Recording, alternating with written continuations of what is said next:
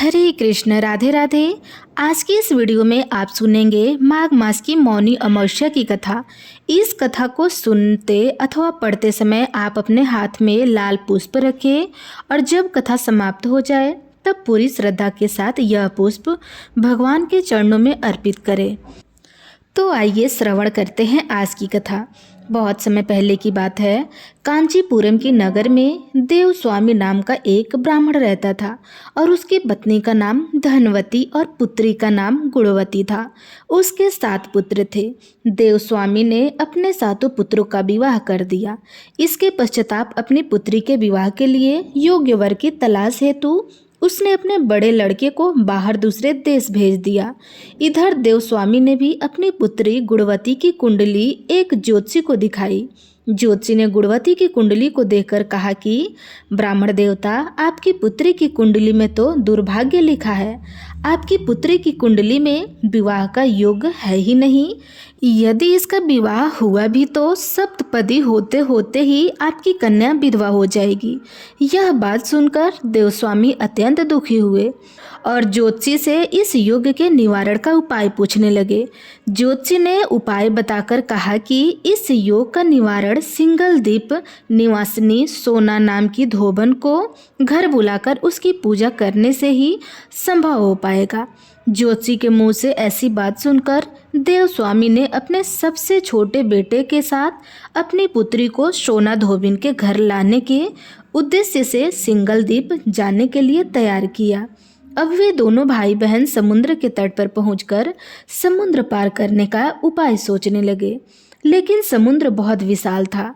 उन्हें कोई उपाय नहीं सूझ रहा था। थक हार कर दोनों भाई बहन भूख प्यास से ही एक वट वृक्ष के नीचे छाया में बैठ गए। उसी पेड़ पर घोंसले में एक गिद्ध का परिवार रहता था। उस समय घोंसले सिर्फ गिद्ध के बच्चे थे। वे सुबह से भाई बहन के क्रियाकलापों को देख रहे थे। शाम को जब गिद्ध के बच्चों की माँ भोजन लेकर घोंसले में आई तो वे उस भाई बहन की कहानी को बताने लगे।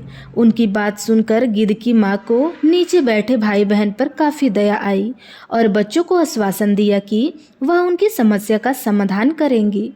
यह सुनकर गिद्ध के बच्चों ने भोजन ग्रहण किया।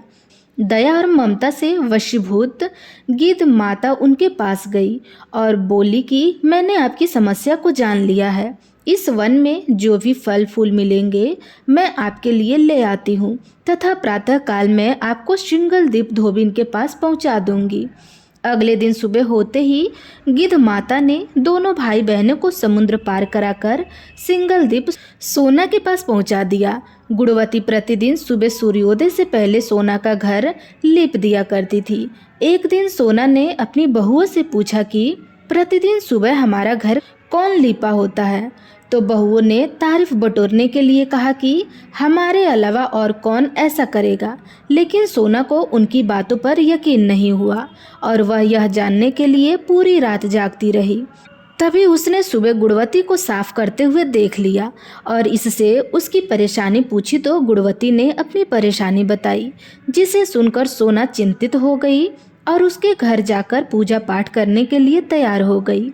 घर से निकलने से पहले उसने अपनी बहू से कहा कि यदि मेरी अनुपस्थिति में किसी की भी मृत्यु हो जाए तो उसके शरीर को नष्ट मत कर देना। क्षण भर बाद ही दोनों अतिथियों के साथ सोना धोबन का कांचीपुरम पहुंच गई। दूसरे दिन गुणवती का विवाह संपन्न हुआ और सप्तपदी होते होते उसके पति की मृत्यु हो गई। जैसा कि गुणवती के भाग्य में लिखा था, तब सोना धोबन ने अपने संचित पुण्य का फल गुणवती को दान देकर उसके पति को जीवित कर दिया और उन्हें आशीर्वाद देकर वह सिंगलदीप के लिए रवाना हो गई। संचित पुण्य के क्षीण होने से सोना के घर उसके पुत्र दामाद और पति की मृत्यु हो गई। यह जान करके नया पुण्य संचित करने के उद्देश्य से सोना धोबन रास्ते में एक जगह रुक गई।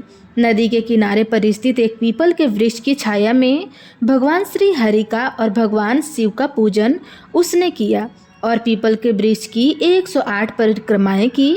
इतना करते ही सोना धोबन के पुत्र दामाद और उसके पति पुनर्जीवित हो गए। उसका घर धन धान्य से भर गया।